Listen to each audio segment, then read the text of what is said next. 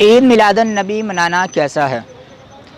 کہ دیکھیں رسول اللہ صلی اللہ علیہ وآلہ وسلم کی مبارک احادیث کے مطابق کہ مسلمانوں کی صرف دو عیدیں ہیں، عید الفطر اور عید الاضحیٰ، اس کے علاوہ کوئی عید نہیں ہے۔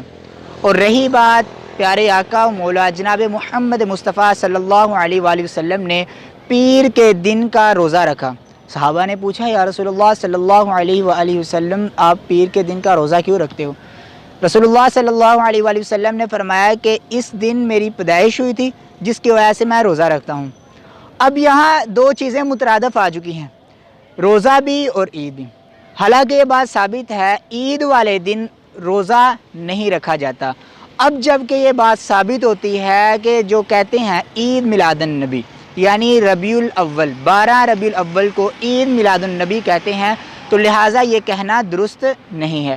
کیوں درست نہیں ہے؟ کیونکہ پیر والے دن رسول اللہ نے روزہ رکھا، اس لیے کہ رسول اللہ صلی اللہ علیہ وسلم کی مبارک ولادت ہوئی۔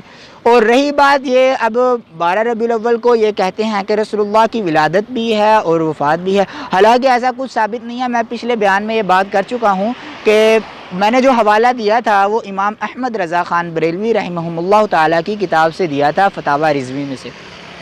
اور اب جب کہ روزہ اور عید دونوں جمع نہیں ہو سکتی، اب جب دونوں جمع نہیں ہو سکتی تو پھر اب یہاں یہ بات ثابت ہوتی ہے کہ 12 ربیع الاول کو عید میلاد النبی کہنا درست نہیں ہے، کیونکہ جناب محمد رسول اللہ صلی اللہ علیہ وسلم اس دن روزہ رکھا کرتے تھے۔